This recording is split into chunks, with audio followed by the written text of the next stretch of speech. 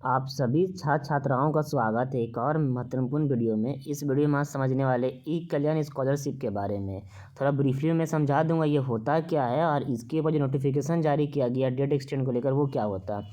देखिए, ई कल्याण क्या एक तरह का ये पोर्टल है, ये सरकारी पोर्टल है जिसके तहत में झारखंड में चाहे बच्चे डिप्लोमा कर रहे हो या बच्चे आपके बीटेक कर रहे हो या बच्चे आपके बीएड कर, मतलब जो भी पढ़ाई करो, यहाँ तक कि अगर आपने मैट्रिक पास नहीं भी किया तो क्लास 8 9 में भी आपको स्कॉलरशिप दिया जाता है और सभी का रजिस्ट्रेशन और हर चीज़ अपलोड जो किया जाता है छात्रवृत्ति के लिए वो ई कल्याण के पोर्टल में किया जाता है। तो ये एक पोर्टल है, ठीक है, छात्रवृत्ति मिलने का मतलब स्कॉलरशिप मिलने के लिए। अब समझते स्कॉलरशिप मिलेगा किनको। देखिए, ये उनको ही मिलता है जो आर्थिक स्थिति से कमजोर है, मतलब जिनका इनकम फैमिली इनकम कम है, ये उनको ही मिलेगा। साथ में आपके पास कास्ट सर्टिफिकेट, अगर आप कास्ट से बिलोंग करते हो तभी जाकर आपको मिलेगा। ऐसा नहीं कि इनकम कम है तो जनरल वाले को मिल जाएगा, नहीं, आपके पास कास्ट भी होना चाहिए और इनकम भी कम, ये दोनों चीज़ को देखा जाता है। साथ में क्या क्या डॉक्यूमेंट्स लगता है वो मैं अंतिम में बता दूंगा। अब समझते हैं कि देखिए, आप सभी का ई कल्याण का पोर्टल का जो डेट था ना वो ख़त्म हो चुका था, मगर काफ़ी सारे कॉलेज के तरफ से ये रिक्वेस्ट किया गया हमारे जो भी इस चीज़ के मंत्री है श्री चंपे सोरेन जी उनसे, तो उन्होंने इस मामले को संज्ञान में लिया और संज्ञान लेकर वो क्या किए, दोबारा से पोर्टल को खोल दिए हैं। कब से कब तक, 5 से लेकर 15 तारीख तक, मतलब 5 जनवरी से लेकर 5 जनवरी तक खोल दिया गया है। तो जो बच्चे ऐसे होंगे जिन्होंने किसी कारण से अपना ई कल्याण का छात्रवृत्ति फॉर्म नहीं भर पाया था वो इस मंथ के 5 तारीख से लेके 15 तारीख के बीच में भर सकते हैं। तो ये कब खुलने वाला है, इस कल खुल जाएगा और ये चलेगा 15 तक। साथ में इसके बाद में क्या होता है कि आपके कॉलेज वाले भी आपको वेरीफाई करते हैं कि हाँ ये बच्चा या ये बच्ची मेरे कॉलेज में ही पढ़ाई कर रहे हैं, इसका ये सेमेस्टर है या इसका ये भी चीज़ है, वो वेरीफाई करते हैं, तब जाकर कहीं ना कहीं आपका पेपर आगे बढ़ता, काम आगे बढ़ता है, ठीक है। तो जिन सभी का छूट गया होगा वो ई कल्याण के पोर्टल में जाके अपना आवेदन दे सकते हैं। आवेदन देने के लिए सबसे ज़रूरी क्या होता है, आपके पास होना चाहिए बोनाफाइड सर्टिफिकेट। बोनाफाइड मतलब क्या होता है, जिस कॉलेज में आपने नाम लिखवाया, नामांकन लिया, वहाँ पर बोलिएगा कि हमको बोनाफाइड चाहिए ई कल्याण भरने के लिए, तो वो आपको एक फॉर्मेट में अपना कॉलेज का लेटर पैड में लिख के दे देंगे कि आप उनके स्टूडेंट हो, आपसे इतना रुपया वो लोग लिए हैं पढ़ाई के नाम पे। अगर आप हॉस्टल लिए हो तो हॉस्टल फी इंक्लूड कर देंगे, नहीं लिए हो तो नहीं इंक्लूड करेंगे, मतलब जो भी चार्ज वो आपसे पे लिए एडमिशन के समय में या आपका सेमेस्टर फी है वो सभी चीज़ मेंशन कर देंगे। आपका नाम, आपका कास्ट, आपके गार्जियन का नाम वो लिख देंगे और आपको दे देंगे साइन करके कि हाँ ये बच्चा। उसके बाद में आपके पास बोनाफाइड हो गया, साथ में आपके पास कास्ट सर्टिफिकेट होना चाहिए। कास्ट सर्टिफिकेट वो रिसेंटली का ही होना चाहिए, ज़्यादा पढ़ना लीजिएगा काम नहीं चलेगा। उसके बाद में आपका फैमिली इनकम मतलब अपना फादर को भी दे सकते हो, आप फादर नहीं है तो मदर को भी दे सकते हो, ठीक है। ये इनकम जो होना चाहिए वो लगभग 1 लाख रुपए से कम का ही होना चाहिए। अगर इससे अधिक रहेगा तो आपको आर्थिक स्थिति से कमज़ोर नहीं माना जाएगा। इस तरह का देखने को मिला बेसिकली। कुछ लोग 2 लाख का ही बनवा लेते हैं, वो डिपेंड करता है उनकी किस्मत पर, मगर सभी लोग अधिकतर 80,000 90,000 का बनवाते हैं। अब साथ में आ जाते हैं प्रीवियस मार्कशीट को लेकर बहुत सारे बच्चे कंफ्यूज में हैं। क्या कंफ्यूज में, कि जो पोर्टल को अभी दोबारा से खोला गया 5 से लेकर 15 तारीख के बीच में, इस पोर्टल पर ही पिछले साल जब बच्चे 3rd सेमेस्टर में थे तब से इस फॉर्म को भरे हैं। बच्चे 5th सेमेस्टर में आ गए हैं, उनको डाउट है कि हम पहले वाले रिजल्ट को अगर अपलोड किए यहाँ पर उन लोगों ने 2nd सेमेस्टर का, तो क्या मेरा काम हो जाएगा या फिर हमको 4th सेमेस्टर का मार्कशीट अपलोड करना है। तो देखिए, जब आपने फॉर्म भरा, इसका कंडीशन क्या है कि जब आप फॉर्म भरते हो, कंडीशन समझिएगा, जब आप फॉर्म भरते हो, अगर आप आज फॉर्म भरे 5 तारीख को, तो इससे पहले 4 तारीख तक के ने आपने जो भी लास्ट परीक्षा दी है, चाहे वो पॉलिटेक्निक का हो, 12th का हो, मैट्रिक का हो, क्लास 5 का हो, 4 का, जो भी लास्ट परीक्षा दिया था आपने, उस परीक्षा का मार्कशीट को अपलोड करना है। इसको कहा जाता है प्रीवियस मार्कशीट। जो बच्चे लोगों ने इस ई कल्याण में 3rd सेमेस्टर के दौरान में भरा होगा, उन लोगों ने 2nd सेमेस्टर का अपना दिया होगा, रिजल्ट को सबमिट किया होगा, उनका उसी में पैसा आ जाएगा। ऐसी बात नहीं है कि आपको देना पड़ेगा 4th सेमेस्टर का, क्योंकि उस समय आपने फॉर्म भरा था। अभी जो बच्चे फॉर्म भरेंगे, जो छूट छाट गए होंगे, उस बच्चे को 2nd सेमेस्टर का नहीं देना, बल्कि उस बच्चे को प्रयास करना है कि अगर उनके पास 4th सेमेस्टर का मार्कशीट है तो ठीक है, नहीं है तो 3rd सेमेस्टर का मार्कशीट होगा उसको अपलोड करना है, ठीक है। अब समझते हैं कि इसको कैसे भरा जाता है। देखिए, इसका जो ऑफिशियल वेबसाइट है ना, इसका लिंक जो होगा ऑफिशियल वेबसाइट का, इस वीडियो के डिस्क्रिप्शन में आपको देखने को मिल जाएगा, वहाँ से चेकआउट कर सकते हो।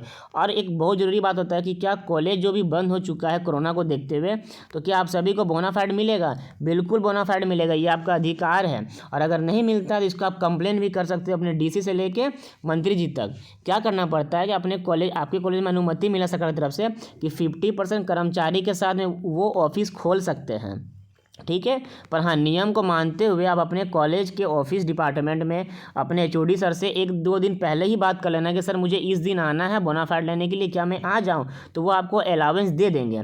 अब डायरेक्टली आप पहुँच जाइएगा, तो हो सके 50% जो काम कर रहे होंगे कर्मचारी, उसमें से जो बोनाफाइड बनाते होंगे वो ड्यूटी पर उस दिन नहीं आए, तो आपको परेशानी हो सकती है। इस कंडीशन में आप एक बार बात करके पहुँचना, वो मिलेगा।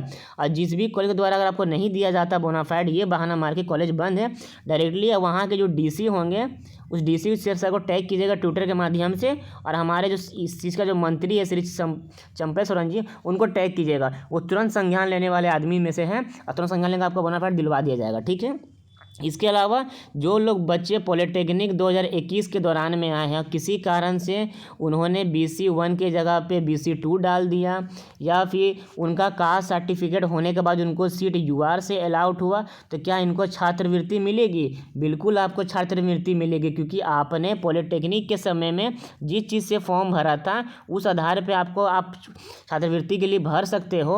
और कॉलेज वालों को बताइएगा कि सर मेरा पॉलिटेक्निक में मैंने ये भरा था, भले मुझे सीट अलाउट हो गई, किसी और नाम से मुझे गड़बड़ी हो गई, वो अलग बात है। आप इसको भरिएगा, और इस जो डॉक्यूमेंट्स आप ई-क्लैन में भरने समय जमा कीजिएगा, उसका एक कॉपी का जेरॉक्स करके उसमें अपना अटेस्टेड सिग्नेचर करके अपने कॉलेज के ऑफिस में जमा कर दीजिएगा, ताकि जब छात्रवृत्ति का वेरिफिकेशन कॉलेज के द्वारा किया जाए तो कॉलेज वाला ये नहीं देखे कि आपको सीट UR से हुआ आप जनरल हो, नहीं, वो उस समय ये देखेंगे कि आपने इस चीज़ को कॉलेज में जमा किया था कि नहीं।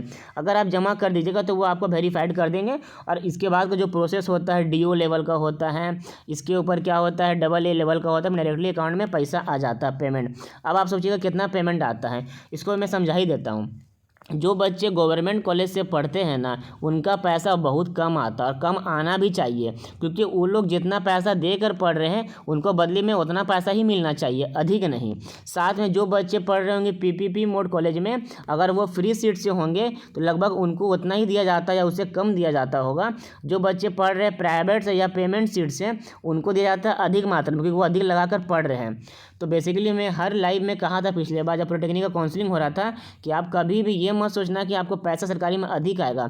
इसका जितना मिलने का रहता है अप्रोक्स मानिए तो 6 से लेके 8,000 रुपये तक गवर्नमेंट में मिलता है, सेमी गवर्नमेंट का फ्री सीट में मिलता है 10 से लेके 15,000 तक, पेमेंट सीट में मिलता है आपको लगभग 15 से लेके 20,000 तक, और प्राइवेट में मिलता है लगभग 20 से लेके 25,000 तक सालाना मिलता है।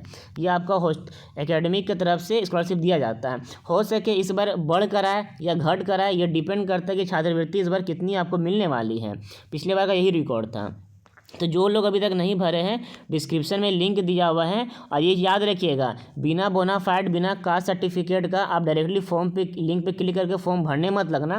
पहले आप अपना बोनाफाइड जुगाड़ कर लेना, उसके साथ में क्या जुगाड़ कर लीजिएगा, प्रीवियस ईयर का मार्कशीट का स्कैन कॉपी, उसके बाद में अपना आपका जो बैंक अकाउंट है अगर वो आधार कार्ड से लिंक है, बैंक अकाउंट अगर आधार कार्ड से आपका लिंक अगर आधार कार्ड से, तभी से अगर आपका पैसा वैसा आएगा अकाउंट में, नहीं रहेगा सब चीज़ हो जाएगा, पैसा नहीं आएगा। इसलिए आधार कार्ड और अपने बैंक अकाउंट को लिंक कर लीजिएगा।